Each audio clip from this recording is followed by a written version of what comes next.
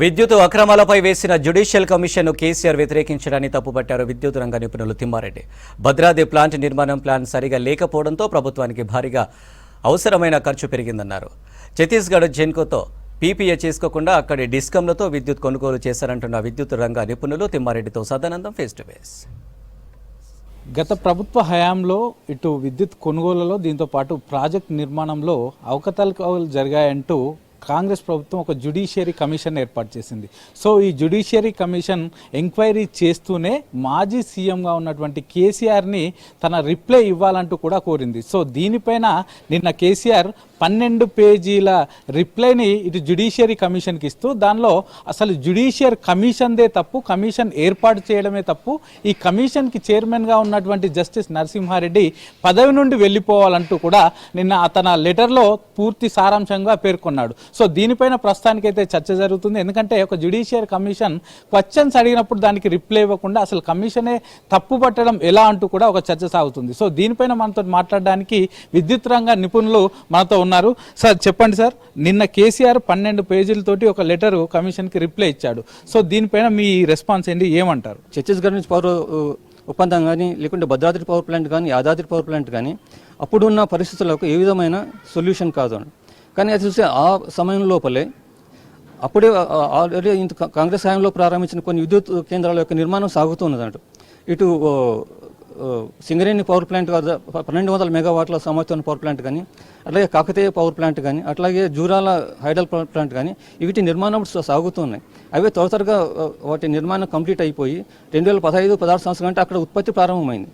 ఈ power plant వల్లనే దాదాపు 2017 సంవత్సరం వచ్చేటప్పటికి తెలంగాణ ప్రభుత్వంలో సర్ప్లస్ పవర్ కెపాసిటీ స్థాయికి నెలకొన్నట్టు. అంటే నిజంగా ఈ కేసీఆర్ చెప్తున్నట్టు ఈ 3 పవర్ ప్లాంట్ ఛత్తీస్గఢ్ కానీ, యాదాద్రి కానీ, భద్రాద్రి కానీ తెలంగాణ యొక్క సమస్యలు పరిష్కరించడం గుదిబండగా తయారైపోయిందండి.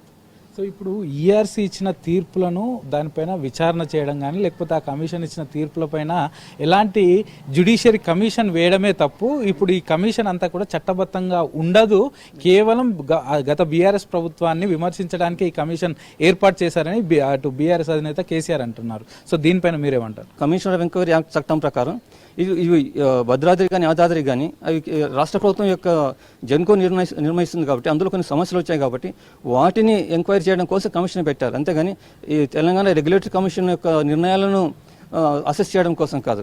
అంతవరకు చూసుకుంటే అది ఎటువంటి చట్ట వ్యతిరేకమైన స్టెప్ కాదన్నట్టు. ఇప్పుడు ఈ జ్యుడిషియరీ కమిషన్ వాళ్ళకి ఏదైతే ఇన్ఫర్మేషన్ వాళ్ళు అడుగుతున్నారో సో దాని ఇన్ఫర్మేషన్ ఈ 12 పేజీల రిప్లైలో ఏమైనా వచ్చిందంటారా? అసలు దానిలో ఏమైనా ఇన్ఫర్మేషన్ వీళ్ళకి కావాల్సింది కేసీఆర్ గారు రిప్లై ఇచ్చారంటారా? మొత్తం కేసీఆర్ ఇచ్చిన మొత్తం జవాబు చదివితే అది ఎట్లా తప్పించుకోవాలని ఉన్నది కానీ వీళ్ళకి అవసరమైన ఇన్ఫర్మేషన్ ఎక్కడ ఇచ్చినట్టు లేదు. కొన్ని 2-3 దగ్గర చూసుకుంటే కూడా ఇంకా నిజంగా సమస్యలను ఒప్పుకున్నట్టే ఉన్నదంట. కానీ ఒకటి ఏం చేస్తుంటే భద్రాద్రి పవర్ ప్లాంట్ వచ్చేటప్పటికి ఇటు బిహెచ్ఎల్ వాళ్ళ నుంచి ఒప్పందం కుదుర్చుకున్నాను. అంటే అప్పుడు ఏమైందంటే అప్పటికే బిహెచ్ఎల్ వాళ్ళు ఉత్తర భారతదేశంలో ఒక పవర్ ప్లాంట్కు మెషినరీ సప్లై చేయడం కోసం అగ్రిమెంట్ ఎంటర్ అయింది.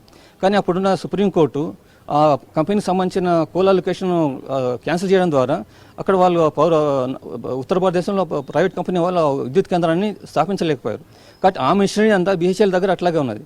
అప్పుడు వీళ్ళు ఏం చేస్తారంటే బిహెచ్ఎల్లో మా దగ్గర ఆల్రెడీ మీకు మెషినరీ ఉన్నది, దాన్ని మీకు సప్లై చేసి మీకు 2 సంవత్సరాల లోపల దాన్ని స్థాపించి పెడతామన్నారు. ఆ విషయాన్ని కేసీఆర్ తన పత్రంలో మెన్షన్.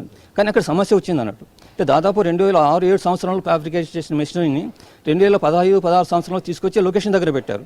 కానీ లొకేషన్ పెట్టిన తర్వాత వాటిని సరైన ప్రొటెక్ట్ చేయకుండా ఓపెన్ ఎయిర్లో పెట్టారు.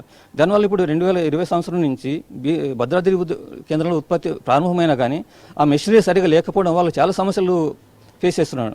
కాబట్టి అసలు దాంతోపాటు ఓల్డ్ మెషినరీ కూడా వీళ్ళు ఎక్కువ రేటుకు పెట్టి కొన్నారు. నిజంగా చెప్తే అప్పుడు అంటే అది సబ్ క్రిటికల్ టెక్నాలజీ అంట. Sub critical technology already outdated అయిపోయింది, దాన్ని ఎవరు కొనే పరిస్థితులు లేరు. కాబట్టి ఎవరికి పనికిరైన మెషినరీని బిహెచ్ఎల్ వాళ్ళు తీసుకెళ్ళి తెలంగాణ మీద పెట్టారు అన్నట్టు.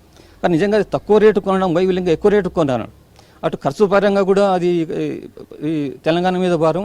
దాంతోపాటు low quality substandard quality machinery supply చేయడం వల్ల దాన్ని నడపడం లోపల తెలంగాణ జెన్కో వాళ్ళు చాలా సమస్యలు ఫేస్ చేస్తున్నారు. ఇప్పటికీ దాదాపు 5 సంవత్సరాల వరకు రావాల్సిన స్పేర్ పార్ట్స్ 1 సంవత్సరం లోపల అయిపోయాయి అన్నట్టు. ఇంకా రాను కాబట్టి ఇప్పుడు ఏమంటే ఇప్పుడు అడిషనల్ స్పేర్ పార్ట్స్ కంటే వాళ్ళు స్పేర్ పార్ట్స్ కోసం బయట నుంచి కొన్ని ఇంకా ఎక్కువ ఖర్చును భరిస్తున్నారు. ఈ యాదాద్రి పవర్ ప్లాంట్ గురించి కూడా చూస్తే 2015లో స్టార్ట్ చేశారు, 2 ఏళ్లలో కంప్లీట్ చేస్తామన్నారు.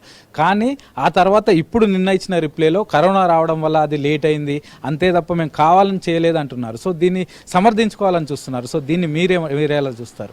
కరోనా వచ్చింది 2019-2020 సంవత్సరంలో ఒక సంవత్సరం పాటు అయినా కానీ కొన్ని స్పెషల్ ఆర్డర్స్ కింద అటు భద్రాద్రిలో కానీ యాదాద్రిలో కానీ 4 నెలల లోపలే దాదాపు అంటే 2020 సంవత్సరంలో లాక్డౌన్ దాదాపు సంవత్సరం వరకు ఉంది. కానీ ఈ పనులు దెబ్బతింటాయని చెప్పి భద్రాద్రి దగ్గర అట్లా యాదాద్రి దగ్గర 4 నెలల లోపలే లాక్డౌన్ ఎత్తేసి 4 నెలల తర్వాత అక్కడ తిరిగి పనులు మొదలు పెట్టడానికి డైరెక్షన్స్ ఇచ్చారు. కానీ వీళ్ళు దాన్ని ఇటు బిహెచ్ఎల్ వాళ్ళు కానీ ఇటు జెన్కో వాళ్ళు కానీ అక్కడ పనులు సరిగా సక్రమంగా నిర్వర్తించకపోవడం వల్ల ఇంతవరకు డిలే అయిందండి. నిజంగా అక్కడ కరోనా చూస్తే కరోనా వల్ల 4 నెలల జాప్యం మాత్రం జరిగింది.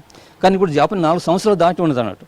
కాబట్టి 4 సంవత్సరాల జాప్యాన్ని 4 నెలల మీద మోపడం అన్నది సరైనది కాదండి. ముఖ్యంగా అటు బిహెచ్ఎల్ సరైన మెషినరీను అట్లే స్టాఫ్ను అక్కడ లొకేట్ చేయకపోవడం వల్ల, అట్లాగే టీఎస్ జెన్కో వాళ్ళు కూడా సమయానికి వాళ్ళకు అవసరమైన ఫండ్స్ అందించకపోవడం వల్ల ఈ జాప్యం జరిగింది. అందుకని కరోనాకు దీనికి ఎటువంటి సంబంధం లేదన్నట్టు. సో ఇప్పుడు జ్యుడిషియరీ కమిషన్ ఎంక్వైరీ చేస్తుంది. ఇప్పటికే కేసీఆర్ నుంచి 12 పేజెస్ ఆఫ్ లెటర్ రిప్లై వచ్చింది. సో ఇప్పటి వరకు వీళ్ళు ఆ వచ్చిన రిప్లై తోటి వాళ్ళు సాటిస్ఫైడ్ అవుతారా? ఒకవేళ కాకపోతే ఫర్దర్గా ఎట్లా ఉండబోతుంది? నెక్స్ట్ కేసీఆర్ని పిలుస్తారా? సో ఎట్లా ఉండబోతుంది అనుకుంటున్నారు? మొత్తం అంతా అయిపోయి రికార్డ్స్ అన్ని అయిపోయిన తర్వాత అప్పుడు కమిషన్ తన రిపోర్ట్స్ బయటకు వస్తుంది. అంతేగాని ఒక కేసీఆర్ ఒక రిపోర్ట్స్ మీద అది మొత్తం ఆధారపడి ఉండదు అన్నట్టు. Okay sir, thank you sir. So మొత్తానికి నిన్న జ్యుడిషియరీ కమిషన్కు కేసీఆర్ ఇచ్చిన లెటర్ పైన రెస్పాన్స్ ఇస్తున్నారు. అటు వాళ్ళు జ్యుడిషియరీ కమిషన్ వాళ్ళు అడిగిన క్వశ్చన్స్కి రిప్లై ఇవ్వాలి, కానీ టోటల్గా జ్యుడిషియరీ కమిషన్ ఏర్పాటే తప్పంటూ కూడా చెప్పడం, ఇదంతా కూడా తను ఎంక్వైరీ నుంచి తప్పించుకోవడంలో భాగంగానే ఉందంటూ విద్యుత్ రంగ నిపుణులు చెప్తున్నారు. కెమెరా పర్సన్ జగన్తో సదానందం, V6 న్యూస్, హైదరాబాద్.